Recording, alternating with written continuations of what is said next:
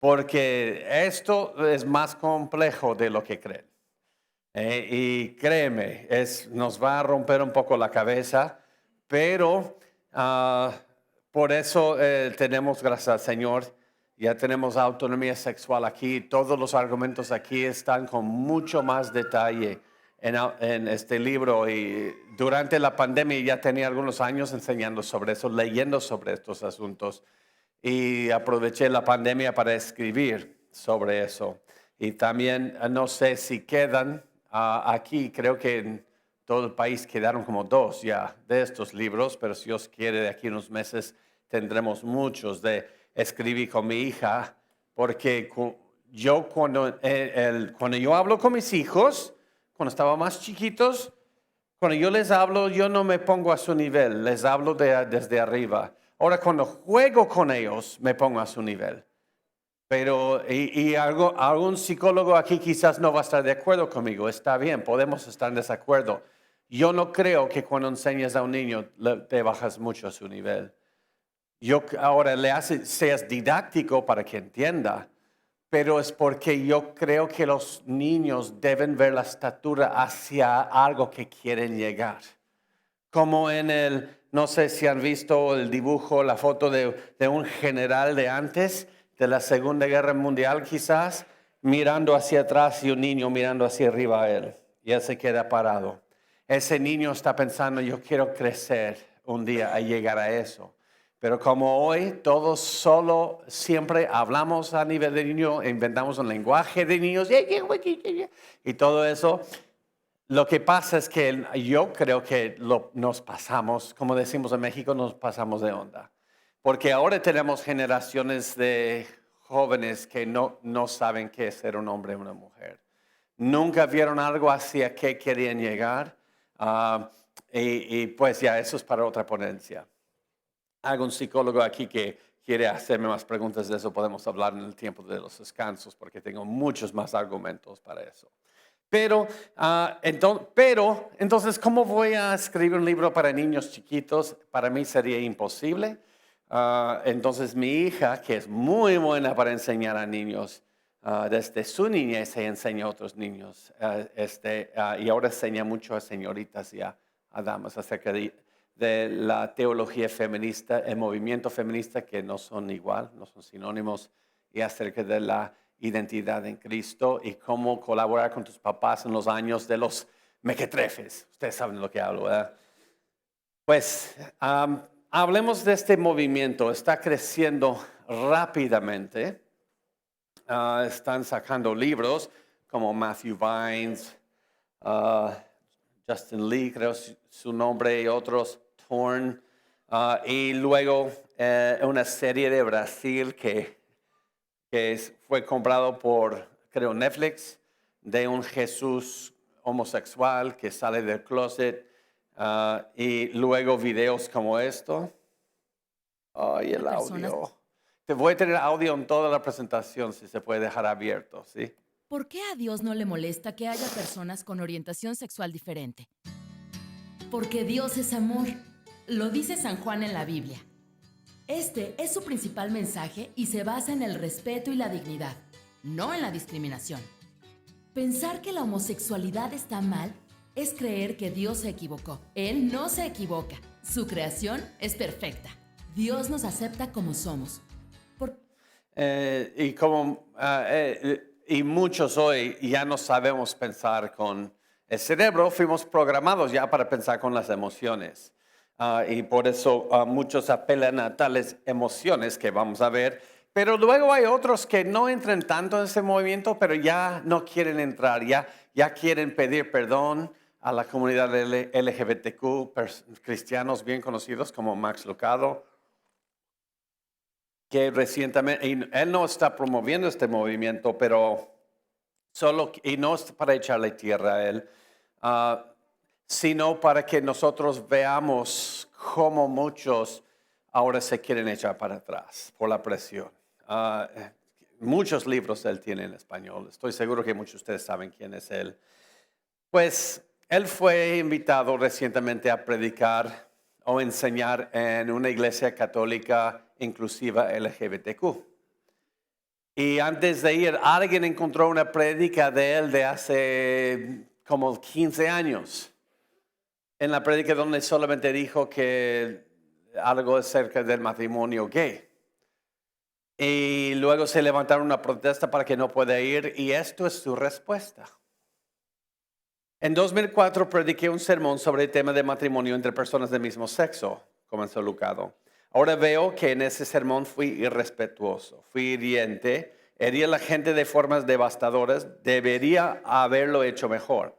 Me entristece que mis palabras hayan herido o hayan sido utilizadas para herir a la comunidad LGBTQ. Te pido disculpas y pido perdón a Cristo.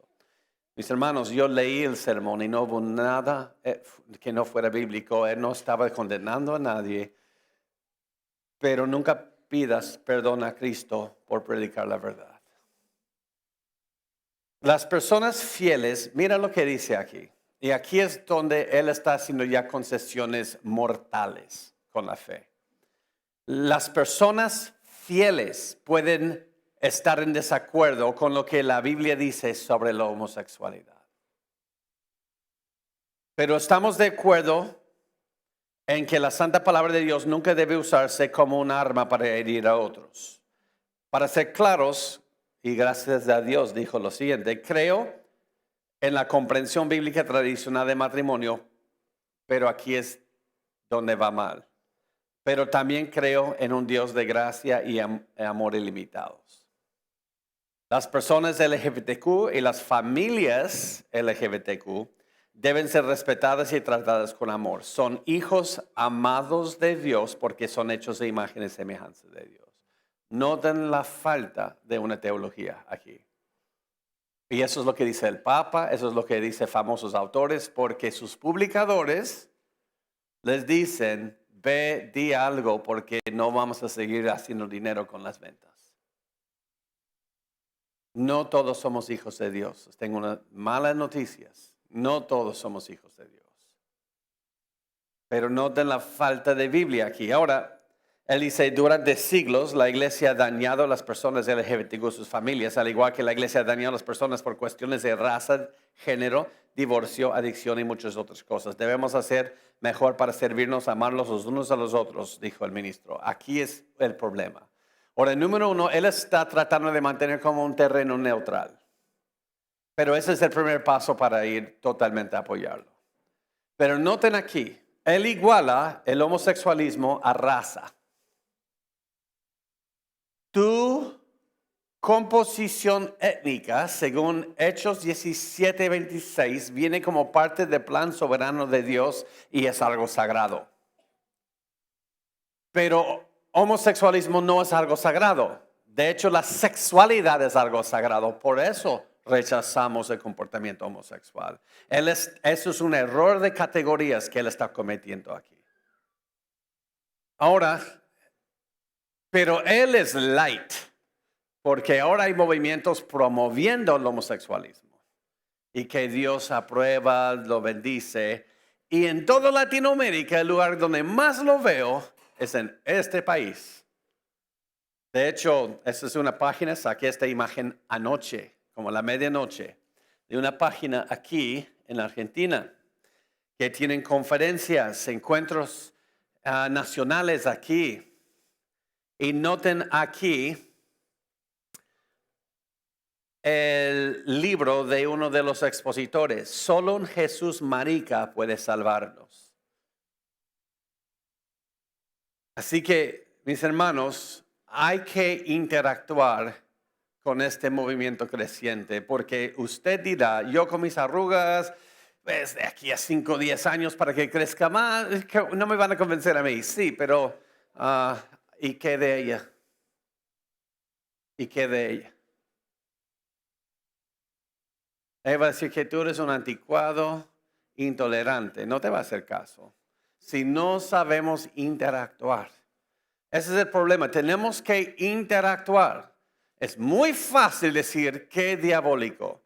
Pero ella va a decir, sí, él es de la generación de los intolerantes. El colegio me ayudó a entender que mi abuelo es de los intolerantes. del tiempo de antes, cuando discriminaban, igual como en los Estados Unidos discriminaban a los afroamericanos.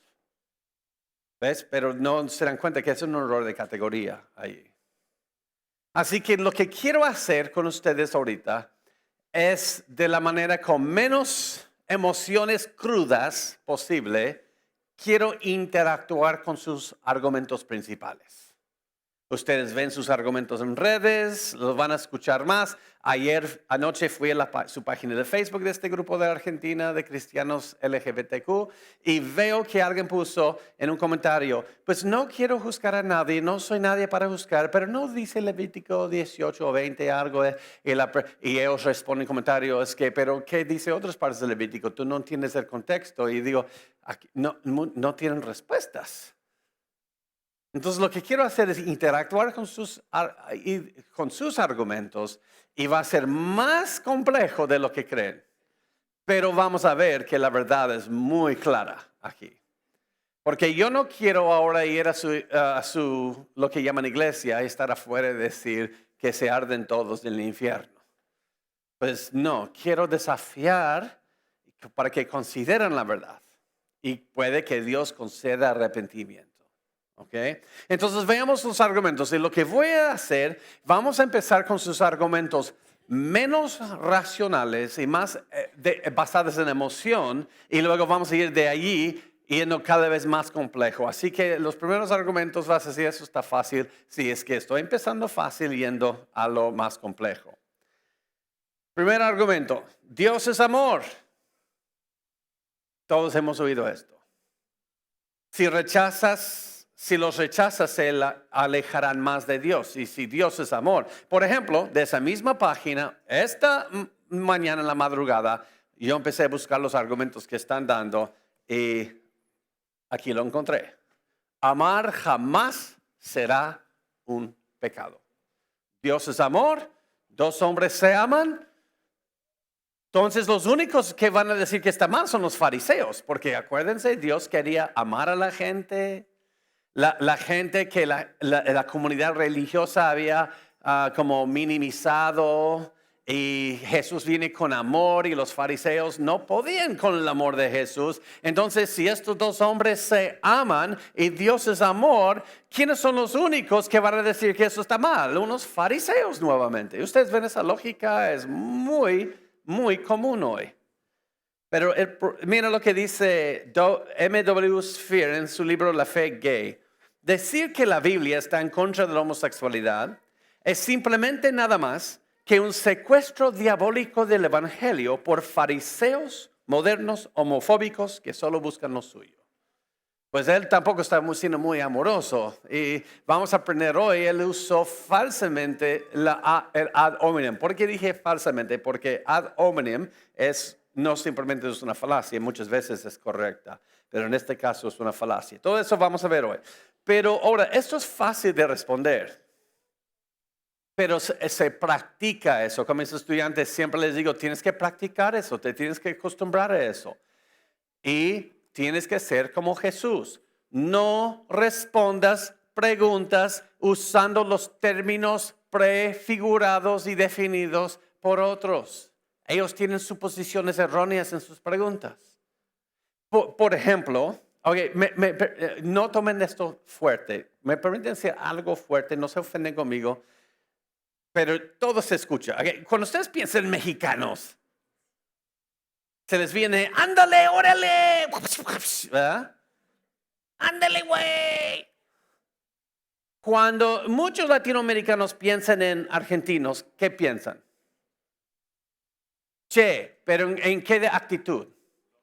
Soberbios. Ahora, y déjenles digo eso, les voy a decir algo. Esa es la cuarto viaje a Argentina y yo no he visto eso. Pero es porque también usted dirá, no, es que tú no has visto los porteños. Hermanos, hay porteños aquí. No, apenas llegué ayer de Buenos Aires y también, pero también he estado con hermanos. Y los hermanos somos de una familia, ¿verdad? ¿No? Y cuando piensas en gringos, ¿qué piensan? Donald Trump, ¿verdad? Imperialistas, que se creen mejor que quieren dominar al mundo. Pero realmente cuando ves a una persona te das cuenta que somos hechos de imagen de Dios, ¿verdad? Somos seres humanos y especialmente los cristianos nos amamos. Somos de una sola familia aquí. Así que ya que dije todo eso, si yo le digo, y perdón, voy a estar molestando a Román Cáceres, porque ya le conozco por años, así que si le caigo mal, pues a ese aguanta. ¿Eh?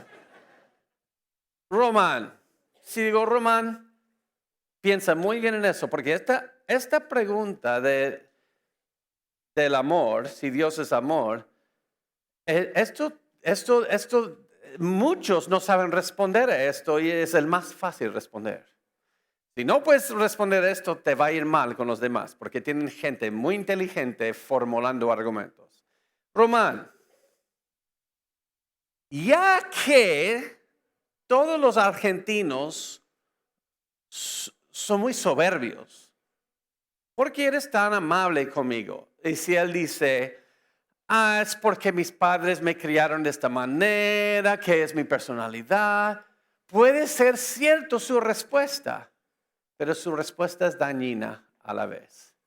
Porque él implícitamente está confirmando la suposición errónea en la manera que formulé la pregunta.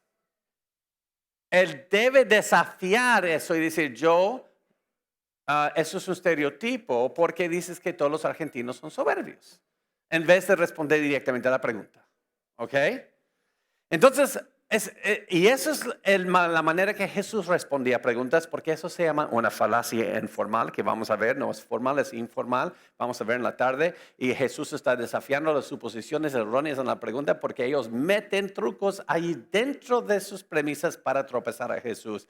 Pero todo eso vamos a ver en la tarde, pero al menos ahora con la pregunta de si Dios es amor, porque Dios no va a querer que los hombres se amen, y estamos buscando respuestas. Pero un momento, por favor. ¿Qué es el amor? Cuando me dicen eso, digo, ¿cómo defines el amor? Pues amor, esto. Ok, un momento, por favor. ¿Tu definición de amor concuerda con la definición bíblica de amor y quién es Dios? No. Entonces, ya que Dios es amor, cualquier versión de amor que contradice a Dios no es amor.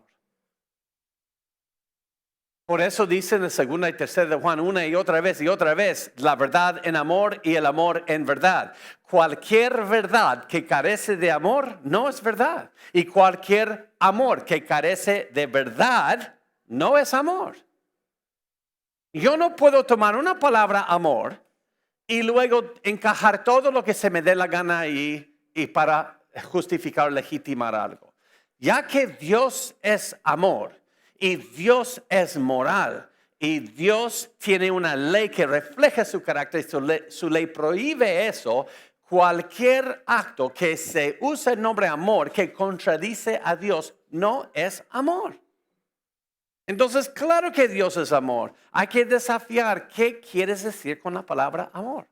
Y luego decir, entonces, ¿qué es la cosa más amorosa que yo puedo hacer? Lo más amoroso que yo puedo hacer con respecto es advertirte del juicio venidero y exhortarte hacia el arrepentimiento, al igual que me hicieron a mí cuando yo no era creyente. Eso es lo más amoroso. Entonces dices, yo debo amar. Ok, estoy amando, estoy diciendo que hay un juicio venidero, pero hay salvación en Cristo. La definición bíblica del amor no te permite abrazar un movimiento, un comportamiento que lleva a la destrucción. Pues, ves, eso es lo más fácil. Ahora, hay otras que más o menos dicen la iglesia tiene que progresar para ser relevante en todos los cambios que vienen. Entonces debemos repensar en la iglesia, en nuestras doctrinas, lo que entendemos por la verdad, porque si no la iglesia llegará a ser obsoleta.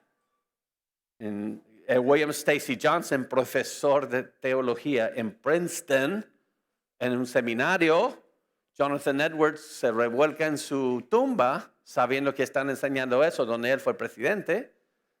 Dice, se acerca la hora para plena consagración del amor comprometido y exclusivo del mismo género. Existen contundentes razones teológicas, políticas y legales para que hagamos todo lo posible para apurar su venida. No está diciendo que debemos aceptarlo. Dice que debemos ser activistas para promover matrimonio gay. Verdaderamente es hora para que abracemos a aquellos que por tantos años han añorado seriamente ser tratados como partes iguales y valoradas de la familia humana. Ahora bien, cuando ves argumentos, estamos arrancando lento, espero que todavía están conmigo. Cuando llegamos a textos bíblicos se va a poner la cosa seria, ¿ok?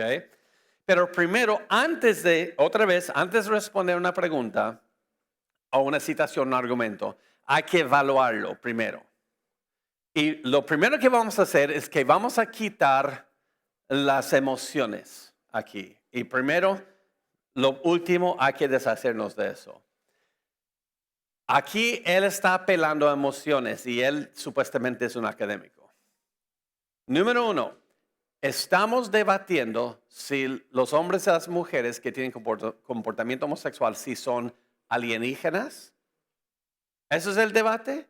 ¿Si son marcianos? ¿Si no son humanos? Entonces, ¿qué está diciendo aquí al final? No tiene nada que ver con el argumento. Nadie está preguntando si no son partes valoradas de la familia humana, de lo que es la raza humana. Allí está él usando emociones. Así, pero lo que sí me llama la atención es de esta parte de medio. Debe haber razones políticas y legales para que la iglesia cambie su mensaje. Jamás. Entonces, políticamente no. Y legalmente no. ¿Se acuerdan en Hechos cuando políticamente, legalmente les dicen ya no prediquen el nombre de Jesús? Pues hay razones políticas y legales para cambiar el mensaje. Entonces hay que reconsiderar el evangelio. Nunca. Y de igualdad, lo que dijo al final, no, porque no estamos hablando de igualdad aquí. Igualdad, si quieres igualdad con la definición popular, yo también me debo poder casar con un niño de 2 años o con 3 caballos a la vez, o como en México tuvieron el primer matrimonio de 3 hombres recientemente. Hay un matrimonio de 3 hombres en México, supuestamente. No. Pero lo que sí me llama la atención, y vamos a pasar el resto del tiempo en esto, razones teológicas. Hay razones teológicas. ¿Qué está diciendo ahí? Hay razones bíblicas. Hay razones bíblicas. Ahí es donde quiero entrar fuerte porque muchos no sabemos responder. Entonces cuando hablo con los testigos de Jehová, en muchos lados en Latinoamérica los llamamos atalaya por la revista, me gusta ir a supuestamente el argumento que es más débil. Porque eso les incomoda. No les incomoda como otros argumentos. ¿Sabes por qué? Porque mi meta es que escuchen el evangelio, no derrumbarlos. Mi meta es que escuchen suficiente del evangelio para la salvación. Así que con testigo de Jehová, lo primero que va a hacer la mayoría de los evangélicos para hablar de la deidad de Cristo es Juan 1. En el principio era el Logos. Logos estaba con Dios, Logos era Dios. Y ellos están esperando que tú vayas ahí porque tiene una lista de cómo respondértelo y es terrible. Pero podríamos llegar ahí les puedo mostrar en el griego cómo su argumento es totalmente mal. Ok, pero entonces, ¿dónde voy cuando hablo con ellos? ¿Cuál es el primer versículo donde voy yo? Juan 1. Porque yo quiero que me respondan así y luego, les voy a responder allí y empezar a ir fuerte en el evangelio. Fuerte en el evangelio. Porque no les quiero humillar, quiero que escuchen el evangelio verdadero. Entonces voy a ir al argumento supuestamente más débil en contra de esto y es Levítico 18. Y si tú abres a Levítico con este grupo, ellos van a tener una fiesta de celebración en su corazón. Gracias por ir ahí, estoy por destruirte. Porque no voy al Nuevo Testamento primero.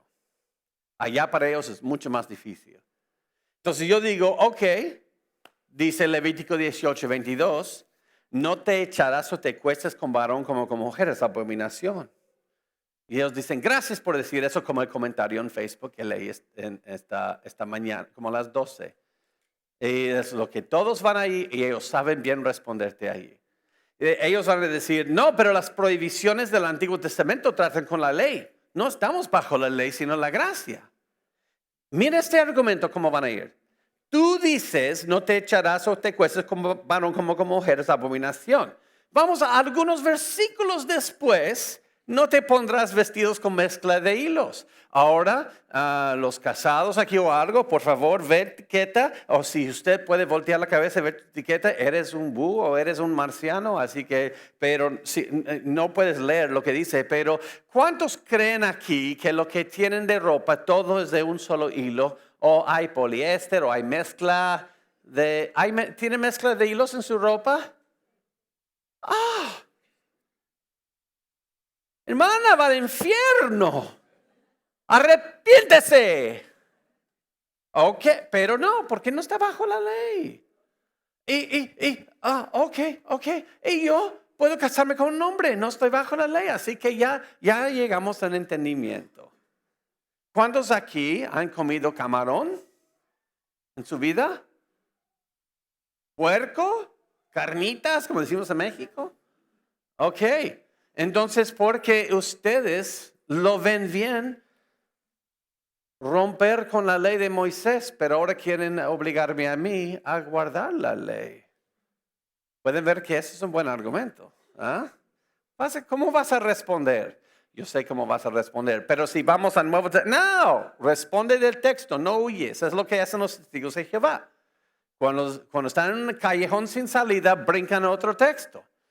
No les voy a dejar hacer eso, mis hermanos. Aquí, responden aquí esto. ¿Cómo lo vas a responder? Pero les voy a ayudar con eso. Primero, hay una iglesia, Metropolitan Community Church en los Estados Unidos, que promueve este movimiento. En su página dice, hablando del Levítico, estas palabras aparecen únicamente en el Código de Santidad de Levítico, un manual ritual para los sacerdotes de Israel. Así que no es para el mundo, es algo temporario, ceremonial, de santidad para ese tiempo, al igual que la comida, la ropa.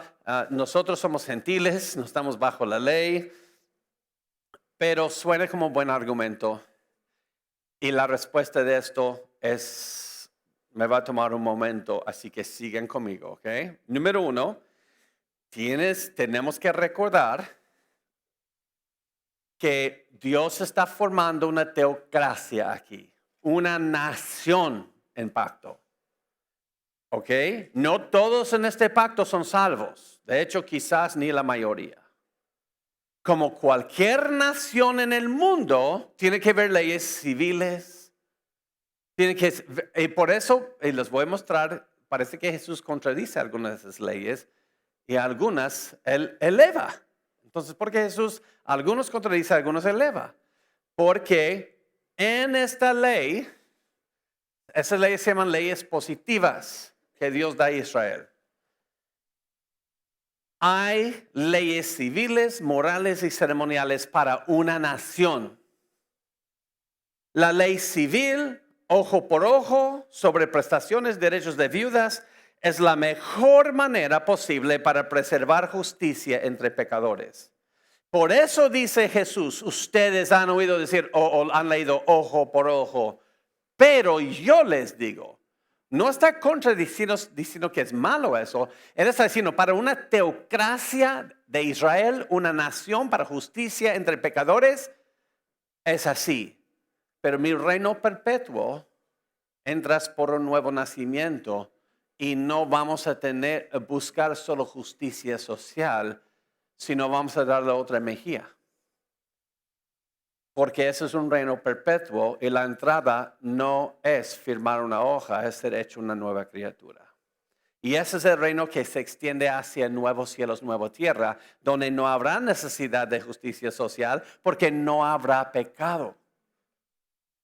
¿Okay? No está diciendo eso está mal, eso es para una nación aquí en la tierra y yo les estoy invitando a un reino perpetuo.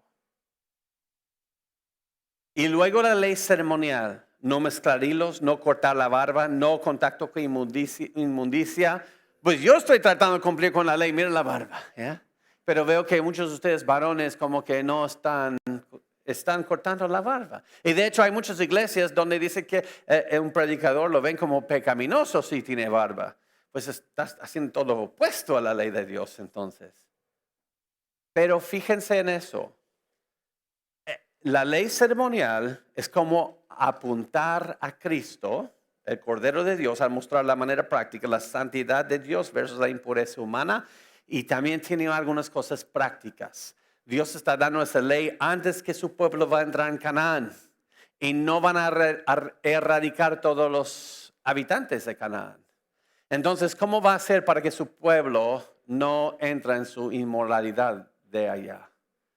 No pueden comprar donde ellos venden y no pueden comer donde ellos comen.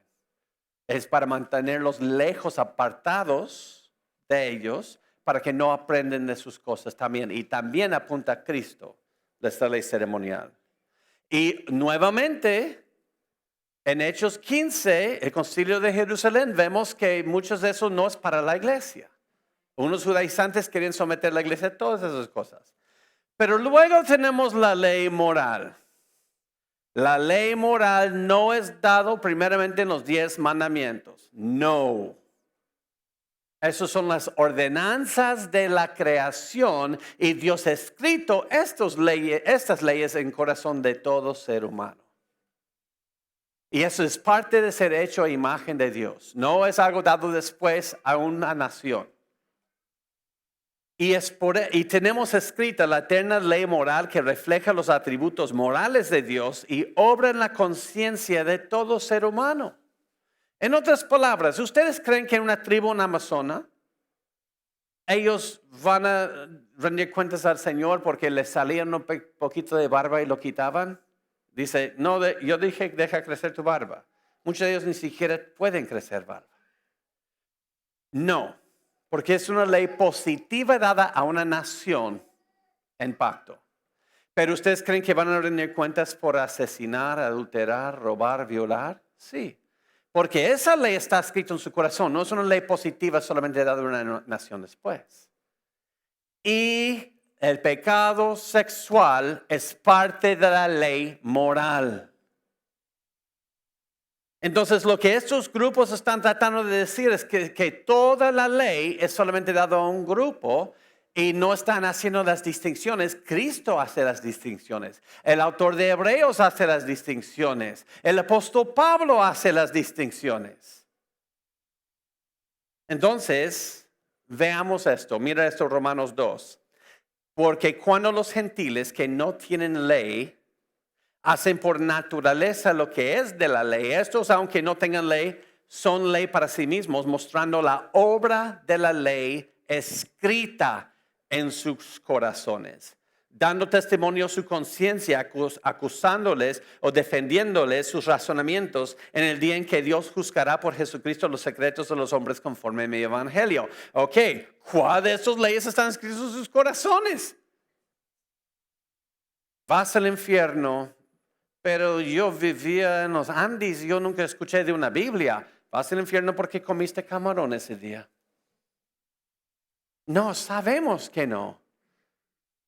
Pero pecas contra Dios porque eres hecho a imagen de Dios por las ordenanzas de la creación. Toda ley moral lo puedes rastrear a la creación, no empezando en Éxodo.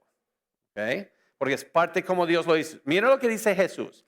No penséis que he venido para abrogar la ley de los profetas. No he venido para abrogar sino cumplir. Él dijo eso en el versículo 17. Ahora noten eso 2 versículos después. De manera que cualquiera que quebrante uno de estos mandamientos muy pequeños y así enseña a los hombres muy pequeños será llamado en el reino de los cielos.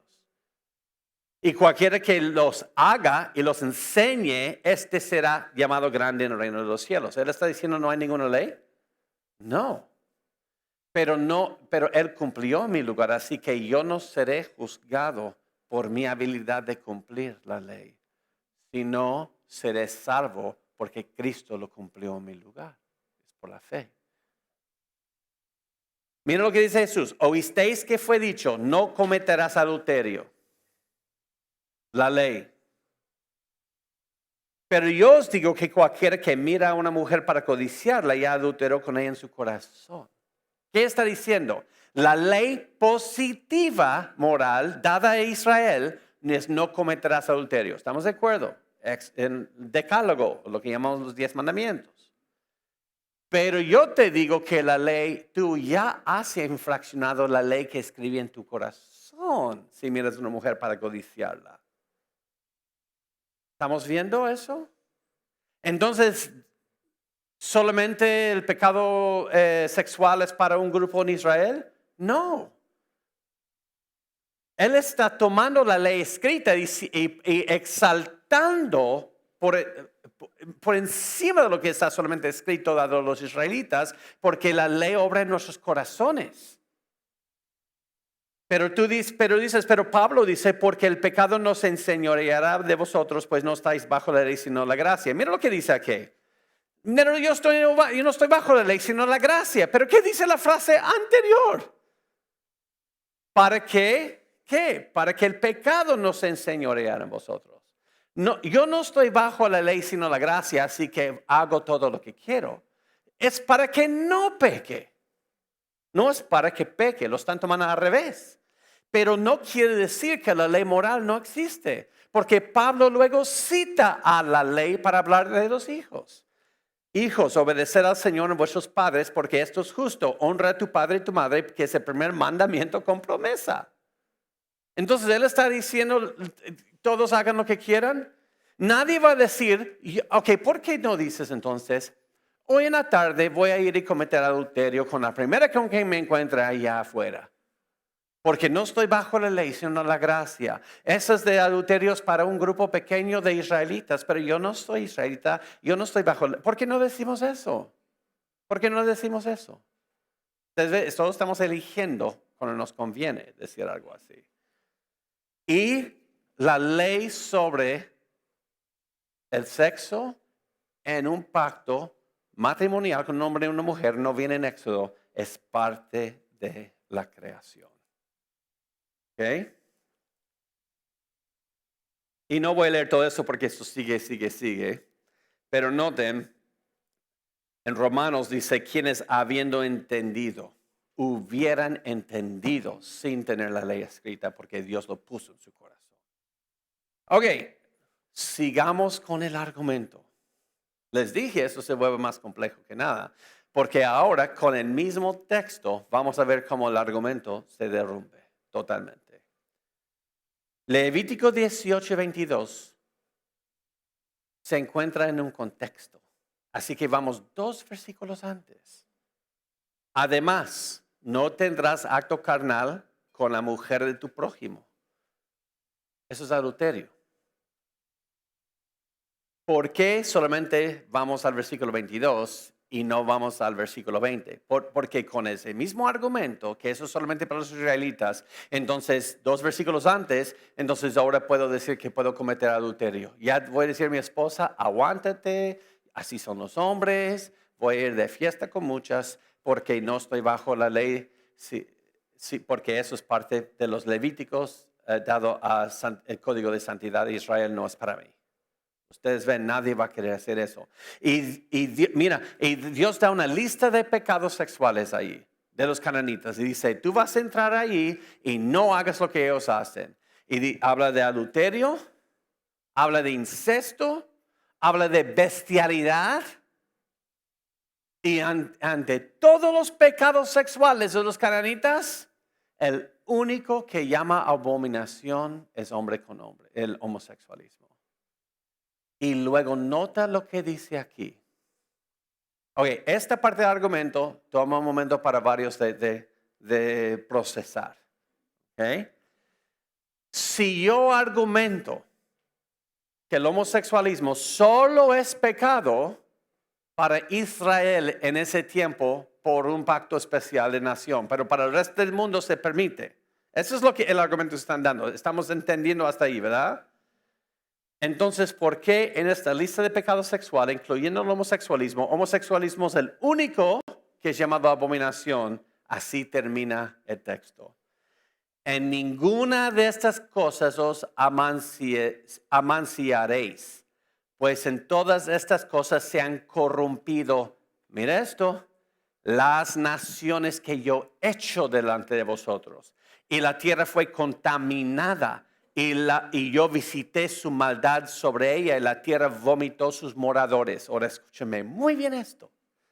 Si es maldad, un hombre que se casa con un hombre, solo entre los israelitas en ese tiempo, porque Dios lo llama maldad a países, a naciones que no están en ese pacto que lo hicieron.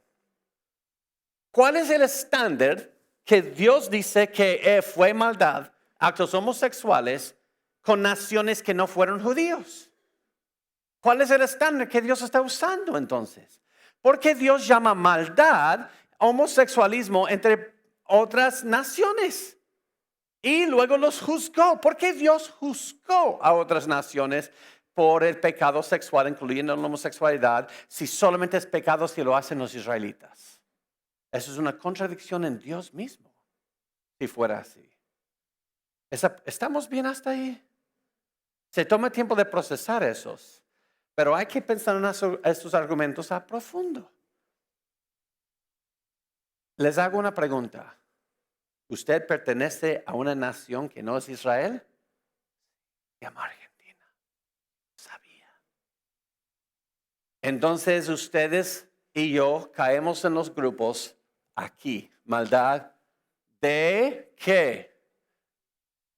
De otras naciones que no son israelitas. Entonces es pecado que seas israelita o cualquier otra nación, porque es un pecado contra la ley moral. Entonces, ¿qué pasa con esto? Pondrás vestidos en mezcla de hilos. Esto viene después de las advertencias. Después que Dios dice que visite su maldad. No porque tenía mezcla de hilos, sino por el pecado sexual. Entonces dice, así que cuando entras y empieza a dar la ley ceremonial, como preveniendo que pueden tener mucha convivencia con ellos para no aprender de su inmoralidad.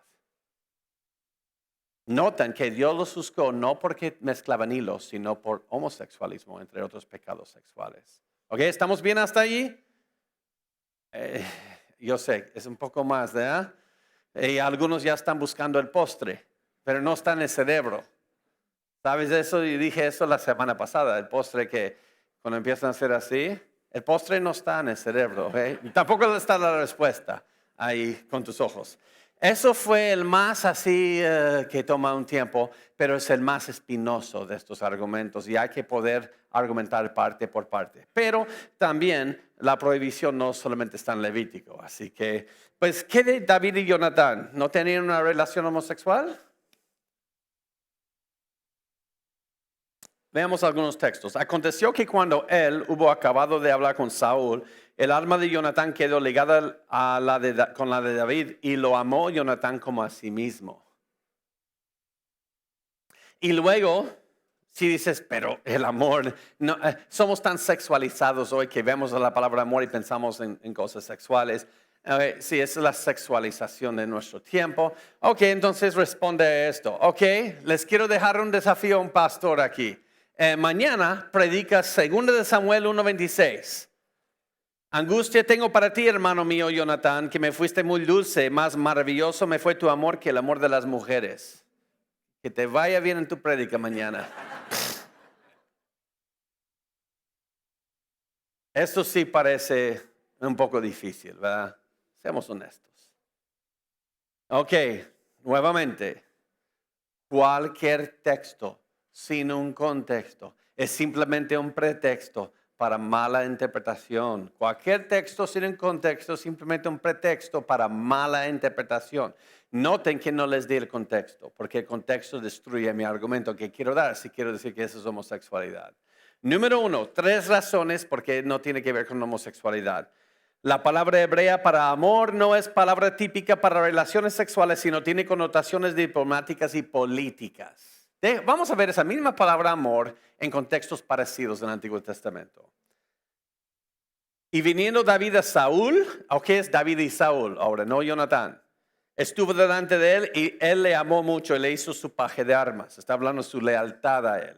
Veamos a otro, a Hiram, rey de Tiro, envió también sus siervos a Salomón, luego que oyó que lo habían ungido por rey en lugar de su padre, porque Hiram siempre había amado a David, porque nadie dice que Hiram y David eran amantes, porque nadie dice que David y Saúl eran amantes.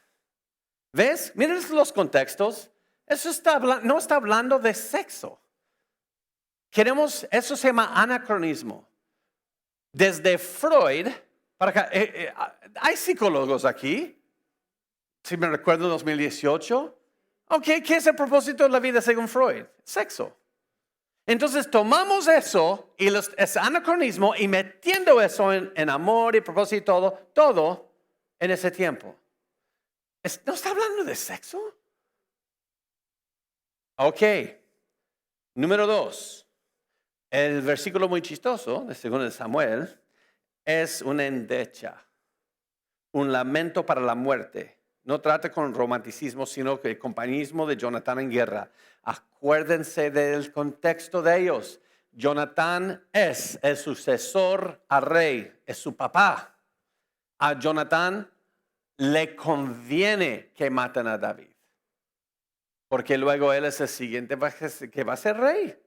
Entonces, ¿qué clase de hombre es Jonatán que él defiende la vida de su único que está en competencia para el trono? Tiene que ser un hombre que realmente ama a esta persona, ¿verdad? Entonces, si alguien aquí ha estado en el ejército o policía cuando hay problemas y alguien te salva la vida cuando tú pones tu vida en sus manos, tú tienes un amor de hermandad que dura por vida y es algo inexplicable y es difícil comparar eso con cualquier otra relación que tienes, pero no es sexual. Entonces, eso es el contexto, los versículos antes y después de ese versículo que les di. ¿Cómo han caído los valientes en medio de la batalla, Jonatán, muerte en tus alturas? ¿Cómo han caído los valientes? Han perecido las armas de guerra. Ahora, noten esto. Jonatán es un hombre heterosexual con esposa e hijos que muere, que antes defendía la vida de David. Y un hombre, David, que es demasiado heterosexual, está escribiendo a otro hombre con esposa e hijos. Está lamentando su muerte. No metes el sexualismo del siglo XXI en estos textos. Pero, ¿eso quiere decir que David y Jonatán nunca pudieran haber tenido una relación homosexual? No, sí, es posible. ¿Pero eso luego justifica eso? Si fuese cierto, no. Por la misma razón que no puedo adulterar y mandar matar al esposo porque también lo hizo David. Tenemos que recordar, cuando decimos que la Biblia es inerrante e infalible, en sí no es cierto. Pastor Joe, bájate, ten cuidado. De hecho, va a salir un libro quizás en enero o febrero que escribí con 3 otros autores sobre la inerrancia. A mí me tocó escribir como 150 páginas sobre la crítica textual, la tradición de los manuscritos y variantes, toda la luz de la inerrancia. Soy defensor de la inerrancia, pero ten cuidado. La Biblia es infalible e inerrante en todo lo que afirma. ¿La Biblia en todo lo que dice es correcto? No. Cuando la Biblia cita a alguien mintiendo, no está afirmando la mentira. ¿Está escrito? No vas a morir si comes de ese fruto, si no serás como Dios. ¿Está en la Biblia eso? ¿Pero es cierto? Entonces, la Biblia es infalible e inerrante en todo lo que afirma, no todo lo que dice, porque a veces cita a mentirosos y luego dice que eso está mal. ¿Ustedes ven eso? Es porque la Biblia tiene tanto descripción como prescripción. Cuando la Biblia describe algo, no lo está afirmando que debes hacerlo siempre. Está describiendo un acto histórico. Entonces yo no puedo decir, escrito está, busca una mujer que se está bañando desnuda, ten relaciones con ella, si se queda embarazada, mata a su esposo. ¿Qué? ¿Qué clase de prédica fue eso? Está en la Biblia. No, pero eso está en la parte de descripción, no es una prescripción para nosotros. Nosotros sabemos distinguir. Entonces, nada de lo que hace David o cualquier otra persona fuera de Jesús en la Biblia, literalmente es una prescripción para nosotros. Hermano, ¿has negado a Jesús 3 veces hoy? No, estás en pecado porque escrito está, Pedro le negó 3 veces. No, porque es una descripción, no está diciendo, no es una prescripción para la iglesia. Ok, si David hubiese hecho algo así, eso estaría en contra de la misma ley que él está proclamando. Porque esa es la tercera parte. David nunca habría justificado el homosexualismo ya que se deleitaba en la ley. Y ahí esta parte, no, sí, pudo haber tenido una relación hombre con hombre, sí, es posible, pero no está en el texto. Pero nunca lo hubiera justificado y tampoco lo hubiera dicho en la Biblia. Porque él está confesando razón para que lo maten, si lo dice. Porque David es quien dijo en el Salmo 119, me regocijaré en tus estatutos. No me olvidaré de tus palabras. Y Levítico 18 es parte de los estatutos ya escritos. Entonces, si él se regocijaba en la ley, porque luego se va a jactar y decir yo quebrantaba la ley. ¿Okay? Eso es todo lo que tenemos que tomar ahí. Entonces, aunque David lo hubiese hecho, eso no lo justifica. Solo sería otro pecado en su lista de pecados. Solamente. Ok, Nuevo Testamento. Todavía están conmigo, ¿verdad? Porque estos argumentos se llegan a ser ya fuertes. Jesús nunca habló en contra del matrimonio gay. Si es algo que es tan equivocado porque Jesús nunca lo mencionó. El primer obispo abiertamente gay de la iglesia episcopal en New Hampshire, Estados Unidos, Gene Robinson, dijo, nadie puede decir con certeza lo que Jesús habría pensado y hecho al responder un desarrollo del siglo XXI. Pero en cuanto a mí, es difícil imaginar un escenario en que Jesús no adoptaría una actitud amable de apoyo hacia el amor sentido entre dos personas del mismo género. ¿Puede alguien imaginar que Jesús denunciara y desacreditara a 2 hombres o 2 mujeres estando enamorados, habiendo prometido vivir una relación monógama de fidelidad, intencionalidad por toda la vida y ahora en el estado civil y el sacramento de la iglesia del matrimonio? Yo no. No me imagino que Jesús les negaría el matrimonio a 2 personas que se aman, sean del mismo sexo. Ten cuidado, mis hermanos. Número 1, no divorciemos lo que dijo Jesús de la Biblia. Y no hay un Antiguo Testamento y un Nuevo Testamento. Tenemos la revelación de Dios de Génesis y Apocalipsis. Hay más tiempo entre libros en el Antiguo Testamento de lo que hay tiempo entre el último libro del Antiguo Testamento y Mateo. Es un solo testamento de Dios. Y uno se llama Tanaj. Y luego lo que dijo a través de Jesús y los apóstoles es una sola revelación. Y si está en una parte de la Biblia, lo dijo Jesús también. ¿Sabes por qué? Dios, habiendo hablado muchas veces y de muchas maneras en otro tiempo los padres por los profetas, es lo que hoy llamamos Antiguo Testamento. En estos postreros días nos ha hablado por el Hijo. Es el mismo Dios que nos está hablando. Y Dios no es bipolar. Pero, eso dicho, Jesús sí habló de esto. Primero, me gusta responder cuando dicen Jesús no habló de esto, pero no quiero yo que. Es como dije todo argentino soberbio. No, yo quiero primero desafiar que Jesús no tiene que decirlo. Porque Jesús no tiene que hablar de eso. Mis hermanos, ¿Jesús habló en contra de violar a una mujer? No. Entonces, ¿un argumento a partir de silencio es un buen argumento? No. ¿Por qué? Encapsula todos los principios bíblicos. Una mujer es hecha a imagen y semejanza de Dios y la relación sexual es algo íntimo que refleja el amor de Cristo con su iglesia dentro del impacto matrimonial. Entonces, la violación, violando a una mujer es algo que es totalmente en contra de todo el plan de Dios. Sí. ¿Jesús lo tuvo que decir para que sea cierto? No. porque toda la palabra de Dios es palabra de Dios. Pero Jesús sí dijo algo. Cuando Jesús responde a los fariseos de divorcio, Jesús respondiendo les dijo, ¿no habéis leído? Y ahora va a citar a Génesis 1 y 2. Jesús empezó el primer ministerio de respuestas de Génesis. Él que los hizo al principio, varón y hembra los hizo. Y dijo, por esto, ahora Génesis 2. El hombre dejará padre y madre, se unirá a su mujer y los dos serán una sola carne. Y ahora Jesús va a interpretar. Nosotros debatimos la interpretación bíblica, ¿verdad? Y es bueno debatirlo, pero debatirlo académicamente, no con la carne. Porque nos ayuda a afilarnos y buscar cosas que no hemos visto. Pero cuando Jesús dice, ahora les voy a hacer un exégesis del texto, ahora todos nos quedamos calladitos. Ya no hay debate. Que Jesús.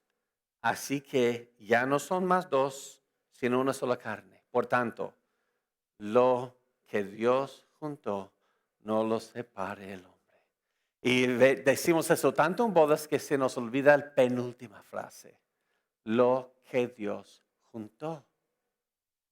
Cuando dos personas se casan, ¿el gobierno los junta en matrimonio? No. ¿El pastor lo hace? No. ¿Quién es el único que inicia un pacto de matrimonio? ¿Y qué es lo que Dios junta? Pues vamos a contar. Ok, tu mano derecha es para hombres, tu mano izquierda es para mujeres. Vamos a contar, ok, con los dedos. Ok, ¿sí van a jugar? ¿Interactuar? Tengo mis manos arriba. ¿Pusieron desodorante? Ok, no se preocupen. El que no debe no teme, ¿verdad? El que nada debe nada teme. Oye, muy bien, mira. ¿No habéis leído que el que los hizo al principio, varón, ya tenemos un nombre, y hembra, los hizo? Y dijo, por esto el hombre dejará padre es un hombre, y madre, se unirá a su mujer, y los dos serán una sola carne. Y dijo, padre, madre, es otro matrimonio. Entonces, ¿qué es lo que Dios juntó? Un hombre y una mujer por vida. Cualquier otra combinación no lo juntó Dios. Tú dices, pero eso solo fue Adán y Eva. ¡Oh! Gracias por decir eso. Jesús está resolviendo un debate sobre Adán y Eva aquí. Estás respondiendo una pregunta de 4,000 años después sobre el divorcio en su día. Entonces, cuando él dice aquí, en el tiempo de su día, 4,000 años después de Adán y Eva, lo que Dios juntó no lo separe el hombre. Hablando del divorcio, en su día, lo que Dios hizo con Adán y Eva, lo sigue haciendo aquí. Y de hecho, Génesis 2 no está hablando de Adán y Eva. ¿Adán y Eva dejaron madre y padre? No. Génesis 2 está hablando de ti. Debido a lo que Dios juntó a Adán y Eva, no de padre y madre, ¿se acuerdan? Pero ya que Dios los juntó así que de allí para adelante Dios va a unir de madre y padre, hombre y mujer. Y tú y yo estamos en esa línea, así que está hablando de ti, está hablando de mí. Si lo que Dios hizo con Adán y Eva, un hombre y una mujer por vida, fue suficiente 4,000 años después de Adán y Eva en el tiempo de Jesús. Solo 2,000 años después hoy, ¿qué está diciendo? ¿Ahora se cambió? No. ¿Jesús ha hablado de esto? Sí. Porque Él dice, eso es lo que Dios junta desde Adán y Eva y adelante. Un hombre y una mujer por vida. Cualquier otra combinación no lo juntó Dios. Dios es quien une el matrimonio. El texto explícitamente dicta que Dios es quien une a un solo hombre y una sola mujer. Cualquier otra reunión no es de Dios. Pero solo soy feliz con alguien del mismo sexo. Eso me dijo un joven a mí directamente. Y dije, ok, vamos a Efesios 5, pero ¿sabes qué? Se me está yendo el tiempo, como siempre. Ok, me gusta dar contexto. Esos versículos 1 al 21, el contexto, ok. Y luego llega a versículos 20 a 30 y luego versículos 31 a 32. Por esto dejará, Pablo va a citar a Génesis 2. Por esto dejará el hombre a padre y su madre, se unirá a su mujer y los dos serán una sola carne. Ahora bien, Pablo ahora va a interpretar algo ahí y eso se llama en teología o en hermenéutica sensus plenior. El sentido más lleno de un texto. Como Génesis 3:15, la simiente de la mujer, sensus plenior es Cristo y Satanás después. Y Pablo dice que sensus plenior de que Dios hizo heterosexualmente el matrimonio, porque Dios hizo el gusano del jardín hermafrodita. Dios hizo el pez en inglés flounder, no sé en español, que se cambia de sexo.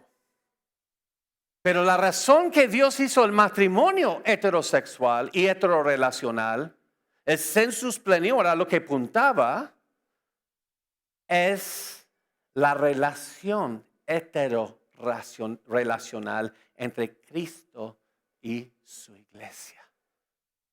Y esto es el propósito principal del matrimonio. Demostrar a un mundo perdido el compromiso de amor, gracia, misericordia y pacto entre Cristo y su iglesia.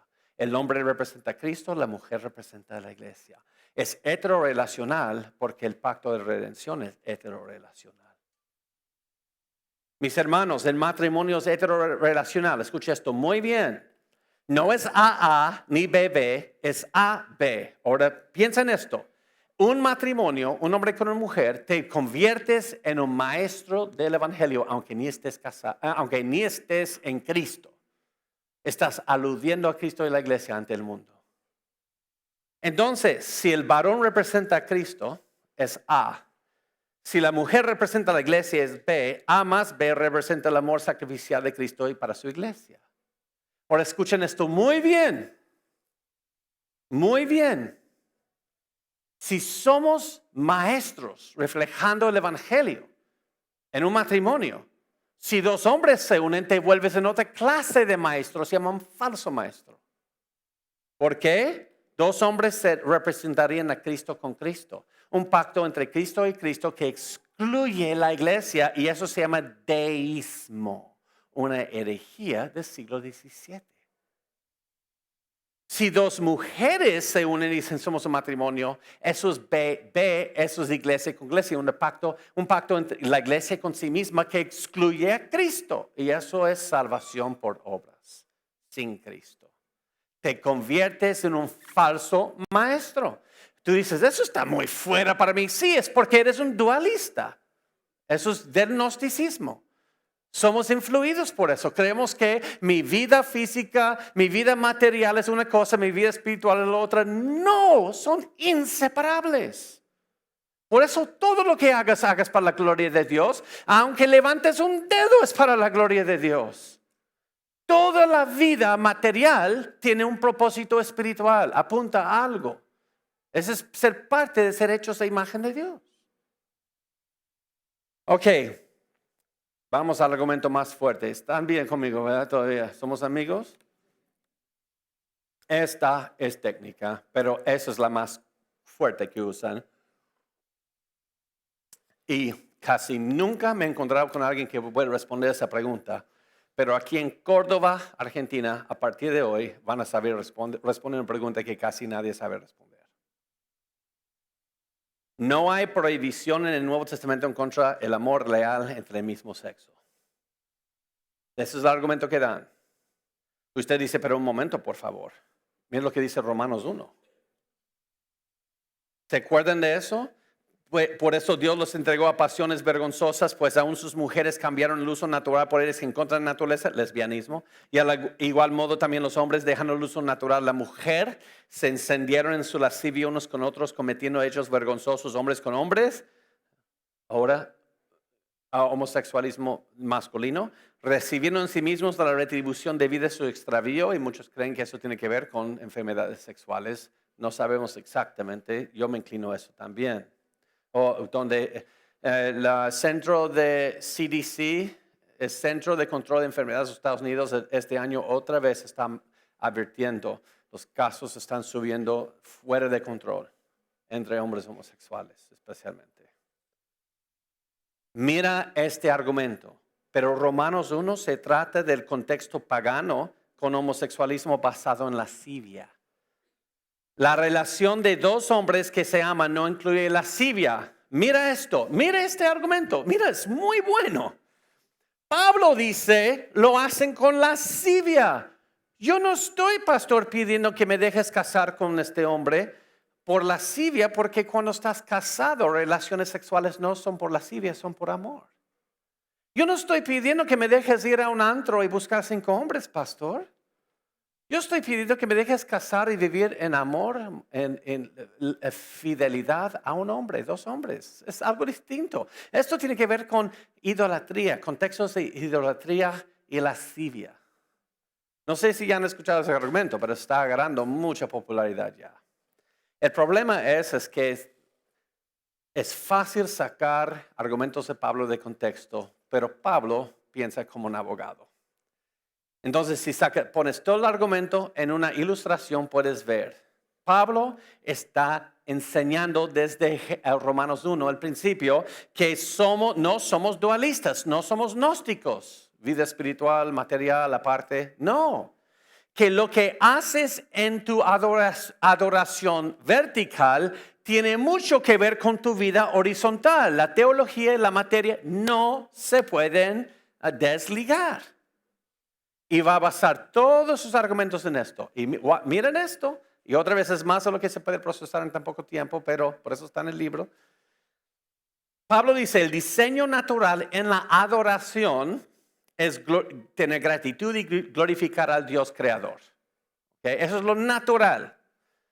Pero hubo la rebelión del hombre, por eso detenemos el conocimiento de Dios con la injusticia y los efectos de la mente que se llaman noéticos, efectos de la mente del pecado, el razonamiento es envanecido, el corazón es entenebrecido. Por eso vamos en contra de la naturaleza en la adoración y por eso habla de ¿qué? Idolatría. Lo natural es adorar a Dios y glorificar a Él. Lo antinatural es adorar a la creación. Y eso es el camino que te llevó a esto. Pero ahora, si hiciste eso en tu adoración vertical, ¿qué va a pasar con tu vida horizontal? Él lo dice en el texto. Lo natural es un hombre con una mujer, dejando el uso natural de la mujer. Pero Dios ya no detiene los efectos del pecado en nuestra vida diaria. Finalmente los entrega a las consecuencias de la necedad del corazón y mente y luego homosexualismo. Antinatural.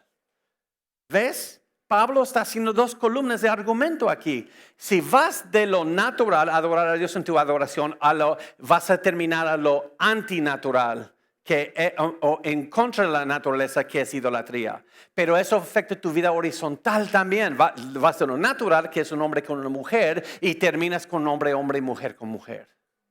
Ese es el argumento. Entonces, para decir que Pablo solo está preocupado por los que lo hacen con lascivia en contextos idólatras, tuvieras que borrar todas estas partes del argumento. Para saber si alguien te está engañando con el texto bíblico, pon todos los argumentos como veo que yo hago y entonces ve qué partes del argumento tengo que borrar para hacer sentido de su argumento. Eso fue mucho para procesar. Por eso dijo Owen Strachan, el hábito entre los evangélicos de separar el diseño divino de la sexualidad simplemente no funcionará en este pasaje. Pablo remonta las provocaciones de la homosexualidad a la subversión del orden creado. En otras palabras, no debemos pensar que el deseo homosexual es problemático simplemente porque no es lo que Dios pretendía en términos de expresión sexual. La homosexualidad procede de lo que hemos llamado paganismo, según la mente apostólica. Les explico eso y ya casi la hicimos. El punto aquí es que esto no es pecado solo si se hace en un contexto pagano. Pablo está diciendo, todo este cuadro es la definición de paganismo. Entonces, crecimiento, aumento de homosexualismo en una sociedad solamente es una síntoma de paganismo. Esto empezó allá. Entonces, si queremos responder a esto, Tenemos que empezar con eso. ¿Y cómo respondemos a eso? Con el Evangelio. De ser hechos nuevas criaturas para empezar a glorificar a Dios. Y luego en el discipulado todo este paganismo empieza a volver al diseño. Vamos de lo natural, antinatural, por el pecado. Y eso es la definición de paganismo. Ok. Último argumento. Hay una palabra que aparece solo 2 veces en el Nuevo Testamento. Si ustedes me aguantan ese argumento, vamos a estar bien y se acabó y vamos a comer bien rico. Pero necesito su ayuda. ¿Me pueden ayudar con esto? Es mucho para procesar, especialmente cuando ya están pensando en el asado o lo que van a comer. Entonces necesito que usen este dedo. Cuando doy el argumento, le voy a decir, ok, ¿es así que entendí? ¿Es así? ¿Lo puedes volver a explicar? ¿O es así que decir, ya mejor vete de México de regreso, no te queremos aquí? Esto estaba terrible. Espero que ninguno de esos, sí está bien. Yo puedo ir llorando en el baño allí solo. Pero si es así, muchas veces me hacen esto y trato de explicar otra vez más simple. Y dicen, oh ya entendí. Si es así, terminamos. ¿Ok? Por favor, hagan. Este argumento es técnico. ¿Ok? Y digan, si ustedes captan este argumento, están en el top 0.5, 0.2% de toda la iglesia en el mundo hoy que puede responder a esta pregunta. Así que es muy importante porque es su argumento más fuerte. Hay una palabra que aparece 2 veces en el Antiguo Testamento. Es declensiones de arsenocoites. Aquí está en 1 Timoteo 1. Y es traducida esta palabra en la Reina Valera como sodomitas. Y su segundo uso está en 1 Corintios 6. Vamos a leerlo. ¿No sabéis que los injustos no heredarán el reino de Dios? No erréis, ni los fornicarios, ni los idólatras, ni los adúlteros, ni los afeminados. Afeminado, eso es malacos. Literalmente quiere decir suave. Y no es el hombre que no es macho. Es un hombre que toma el rol pasivo cuando 2 hombres se unen sexualmente. ¿Tienen imaginación? ¿Tengo que ser más explícito? ¿Estamos bien? Ok. Ni los que se echan con varones. Allá está arsenokoitai. Ni el que toma el rol activo. Y dice la gente, arsenokoites se dirige a varones prostitutos del templo de las ciudades grecorromanas. No tiene nada que ver con 2 hombres cristianos que se aman. ¿Hay alguien que ha escuchado un argumento parecido? Que hemos mal interpretado esta palabra. ¿Ustedes conocen muchos que pueden responderlo bien? La pregunta es esto. ¿Quién tradujo la Biblia que tiene en español? Unos que estaban estudiando en Ginebra. Unos calvinistas. No sé si sabían eso. Y ellos ya tenían sus prejuicios. Entonces ellos ven esta palabra. ¿Qué quiere decir arsenokoitai, amigo? No sé. ¿Qué quiere decir, amigo? Pues, si vos no sabes, yo no sé. Entonces, debe haber esos hombres que se cuecen con otros hombres. Ponle eso como la traducción. Sodomitas, hombres que se echan con hombres, esos malos. Entonces ustedes tienen todos esos años creyendo que está hablando de la homosexualidad, lo que hoy llaman eso, cuando ustedes tienen la ignorancia de los traductores, eso, pero tú ni sabes lo que quiere decir esta palabra. Entonces, ¿cómo sabemos lo que significa esta palabra? Arsenokoitai ocurre una vez en 1 Corintios y 1 Timoteo, pero en ninguna otra parte de la literatura del periodo. Así que, ¿con qué vas a comparar la palabra para saber lo que significa la palabra en griego? Se deriva de 2 palabras griegas que significa hombres y otras camas, un eufemismo para las relaciones sexuales. Otras palabras griegas se usaban comúnmente para describir el comportamiento homosexual, pero no aparecen aquí. El contexto más amplio de 1 Corintios 6 es que Pablo está preocupado por prostitución. Así que luego sigue diciendo, pero no sabemos exactamente lo que significa, pero me imagino que Pablo está diciendo, hey, en las ciudades griegas no vayan con los prostitutos varones del templo. ¿Qué tiene que ver eso con dos hombres cristianos que se aman y quieren serle fiel? Lo están usando fuera de contexto. Lo mismo dice Matthew Vines, prostitución. Lo mismo dice Jonathan Talent, prostitutos. Y uno dice que mala cosa es suave, es un prostituto. Entonces, ¿están entendiendo el argumento hasta ahorita? El argumento de ellos. ¿Estamos bien?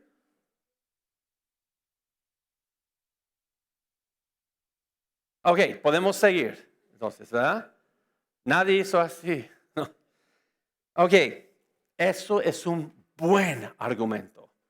Yo les felicito. Yes, porque danle desafío. Pero es terrible el argumento.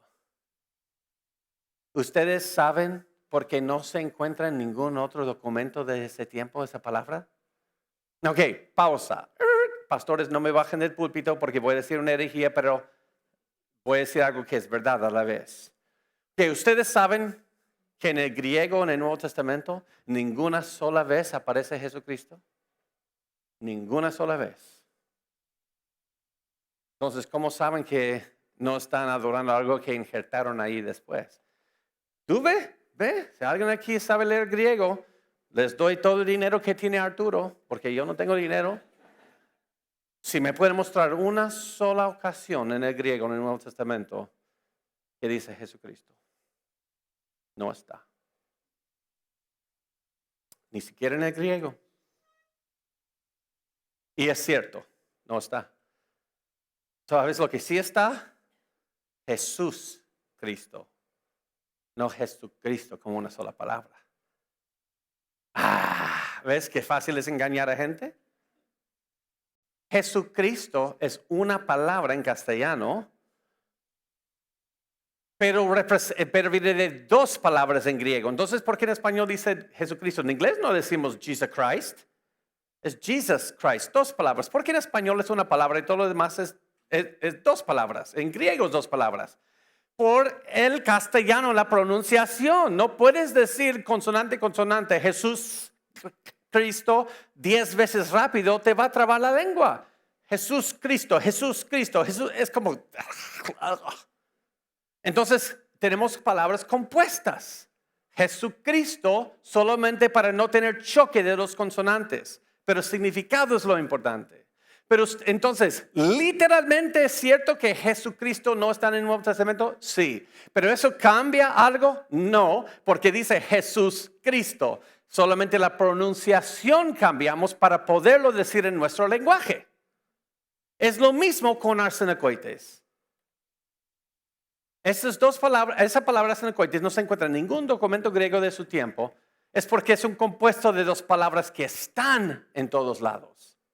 De hecho, la Biblia de Jesús de los Apóstoles se llama la Septuaginta. Una traducción del Antiguo Testamento y otros documentos hebreos. Un par de siglos antes de Cristo en Alejandría, África. Y ellos van a citar de eso al griego. Y en la Septuaginta vamos a Levítico 18, 22. Y mira lo que encontramos. Arsenos koiten. Solamente es compuesto de los dos. Arsenokoites. También Levítico 20:13, arsenos koiten, hombres que se acuestan con hombres como si fuesen mujeres, solamente los pegaron. Por una distancia así, ahora dice no sabemos lo que significa. No está Jesucristo en ningún texto del Nuevo Testamento, así que no sabemos lo que significa Jesucristo. Ay, no sé, es así, dice Jesús Cristo, sabemos lo que es Jesucristo, es por pronunciación nomás. Entonces, este argumento es terrible. Ok, esa es la última parte del argumento. La última parte. Escúcheme muy bien. El argumento que dan es que Pablo solo se refiere a prostitutos varones del templo, de los templos griegos, no de dos hombres que se aman en la iglesia. Entonces, ¿qué es la pregunta que te debe surgir a partir de eso? Si es que Pablo solo hubiese querido dar una prohibición en contra de prostitutos varones de templo, la pregunta que tenemos que hacernos es, ¿en la Septuaginta hay una palabra en griego común para varones prostitutos de templo? Sí, en muchos lados, y es kadesim. En otras palabras, ¿quién me está texteando? Oh, ya. Perdón, no le quité no ser el WhatsApp. Y ese es el final, pero es el argumento más difícil. Mis hermanos, traten de decir esto. Hoy en la noche no digas, ya no vengo, eso es aburrido. No, en la noche es pura apologética. Solo esta parte es muy técnica teológica. Si Pablo solamente, y Dios a través de Pablo, nos está dando una prohibición en contra de ir a buscar un prostituto varón de un templo, pero dos hombres en la iglesia se pueden amar y casarse. Entonces, ¿por qué no usó la palabra común para varones prostitutos del templo? Porque usó la prohibición en Levítico en contra de toda forma de homosexualidad. ¿Están entendiendo? Esas palabras ni se aparecen, ni se pueden comparar. En otras, y también en el original hebreo. Las palabras usadas en contra del homosexualismo no es la misma palabra para un varón prostituto del templo. Entonces, esto es el resumen. En el hebreo, hace 3,500 años, acostarse con otro hombre no es lo mismo que un prostituto varón. En griego, en la Septuaginta, hace 2,100, 2,200 años, el acostarse con un hombre no solamente es otra manera para decir prostituto varón. Entonces hoy no podemos decir, cuando dice no te puedes acostar con un hombre, solamente hace referencia a un prostituto varón. No hay otros contextos. ¿Ustedes ven? No puedes hacer eso.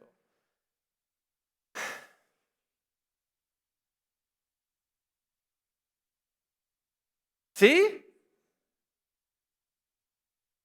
¿Estamos bien? No. ¿Cómo te quieres tachar? No. Pero ese es el argumento. Sí. Perdón, sí. No es, pero ese es el argumento que dan. Y pueden ver que el argumento no coincide porque históricamente no coincide. No puedes ahora cambiarlo hoy. Y eso es, otra vez, un engaño sutil. Ok. Y luego dicen, y ya con eso terminamos, que Dios me hace sentir bien. Yo creo que ya no hay tiempo para eso. Pero vamos a concluir. Pensar que la homosexualidad está mal es creer que Dios se equivocó. Él no se equivoca. Su creación es perfecta. Ok, hermanos, la creación de Dios no es perfecta. Hay que ajustar nuestra teología. La creación de Dios es lo más lejos de perfecta. Y si tú crees que la creación de Dios es perfecta, ¿por qué pones chapa en tu puerta en la noche? Si tú crees que la creación de Dios es perfecta, deja todo tu dinero aquí cuando te vas a comer y espera que esté ahí. Y te voy a decir quién lo robó. Yo lo robé. ¿Sabes por qué? Porque ¿con qué argumento ahora vas a decir que te devuelva? ¿Cuál va a ser tu argumento? Ok, haz de cuenta, alguien, que yo te tomé todo tu dinero. Pídemelo de regreso. ¿Alguien pídemelo? No me quieren pedir, pídemelo. Hermana, usted ha estado participando, ayúdame, pídeme su dinero. Oh, es mi plata. Oh, es tuya, pero ahora es mía, porque está en mi posición. Sí, pero ahora digo que es mía. ¿Cuál es el estándar para decir que no es mía? ¿Mande? No, pero ¿está mal que yo le robo su dinero?